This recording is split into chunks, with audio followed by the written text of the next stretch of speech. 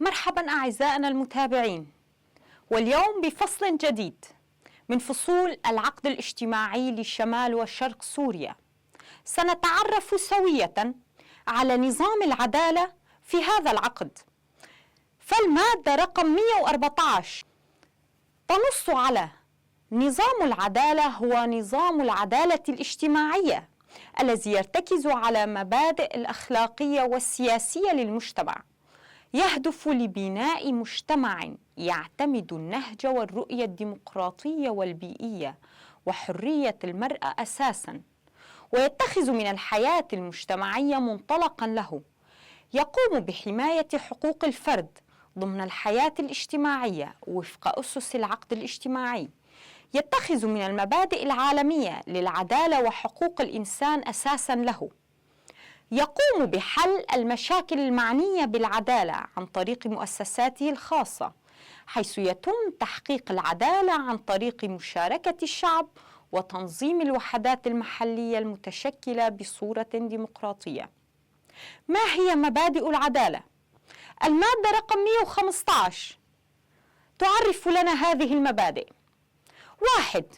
يتشكل نظام العدالة الاجتماعية وفق تنظيم المجتمع، يقوم بحل القضايا الاجتماعية في الكومينات، القرى، الأحياء، البلدات، المدن، المقاطعات والإقليم وفق المبادئ الأخلاقية والعدالة الاجتماعية والصلح والوفاق أساساً في حل المشاكل. 2.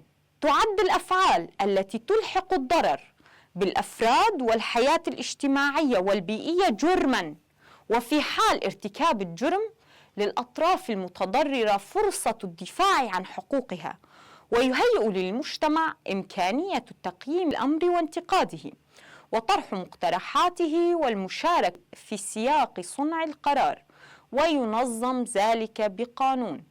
3.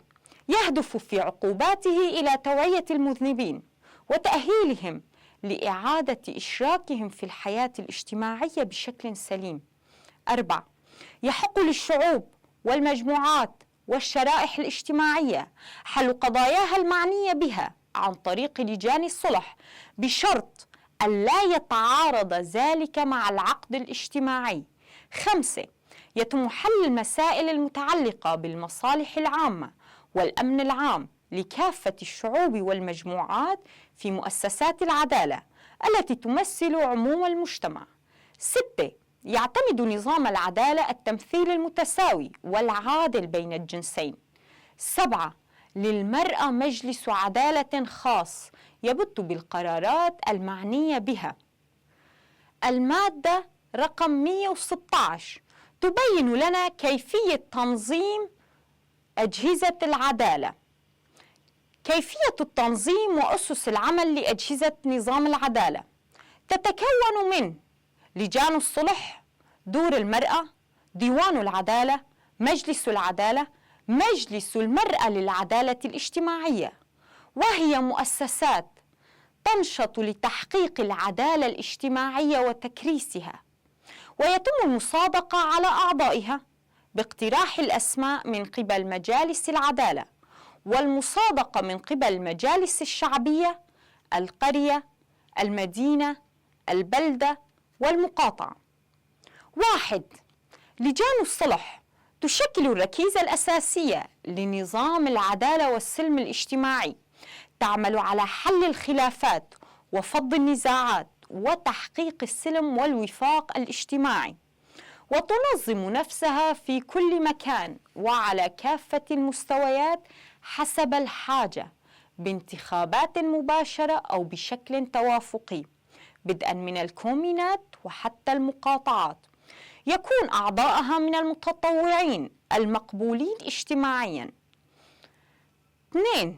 دواوين العدالة هي أجهزة العدالة: النيابة العامة، هيئة العدالة، هيئة التمييز، هيئة التنفيذ، التي تنظم نفسها في المقاطعات وفي كل الأماكن اللازمة بهدف إزالة حالات الظلم تجاه المجتمع والأفراد وتحقيق العدالة. يتم اختيار أعضائها باقتراح من مجالس العدالة في المقاطعات وبمصادقة من مجلس الشعب في المقاطعة. يتم تشكيل دواوين العدالة في المدن حسب الحاجة. 3. مجلس العدالة في المقاطعة ينظم مؤسسات العدالة في المقاطعة ويشرف عليها.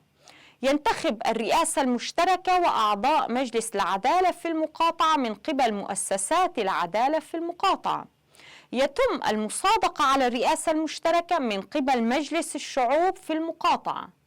يؤمن التمثيل العادل والديمقراطي للشعوب والمجموعات والشرائح الاجتماعية وينظم ذلك بقانون. 4. مجلس العدالة الاجتماعية لإقليم شمال وشرق سوريا مسؤول عن الإشراف والرقابة على تطبيق نظام العدالة. يقدم تقاريره ومشاريع القوانين إلى مجلس الشعوب الديمقراطي. يؤمن التنسيق المتبادل بين مجالس العدالة في المقاطعات. يتكون أعضاءه من الممثلين المنتخبين من قبل مجالس العدالة للمقاطعات. ما هو مجلس العدالة الاجتماعية للمرأة؟ المادة رقم 117 تنص على: يتشكل مجلس العدالة الاجتماعية للمرأة من ممثلات عن دور المرأة، ممثلات لجان الصلح، دواوين العدالة، وأعضاء مجلس العدالة الاجتماعية من النساء، وهو مسؤول عن التنظيم والإشراف على مجالس العدالة للمرأة. يقوم بالدور القيادي في ترسيخ وتعزيز العدالة الاجتماعية. 1.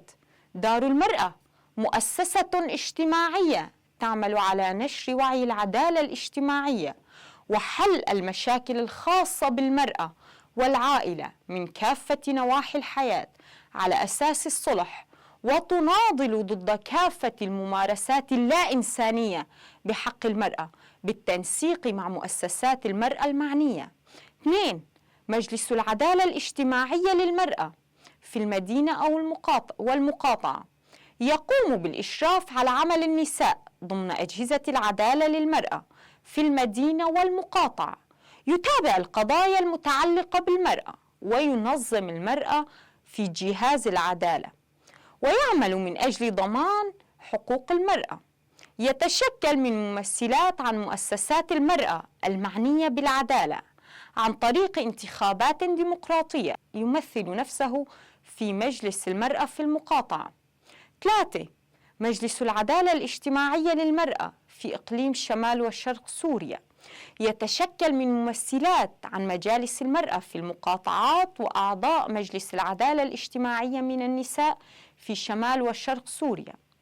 يقوم بدور التنسيق بين مجالس العدالة الاجتماعية للمرأة وبين مجالس العدالة العامة، كما يعمل بالتنسيق مع منظمات المرأة ويمثل نفسه في مجلس العدالة العام لشمال وشرق سوريا وفي منسقية ومجلس المرأة في شمال وشرق سوريا. وإلى هنا أعزائنا المتابعين نصل وإياكم إلى ختام فكرتنا لهذا اليوم، على أن نلقاكم مجددا. لا تنسوا متابعتنا. دمتم بخير.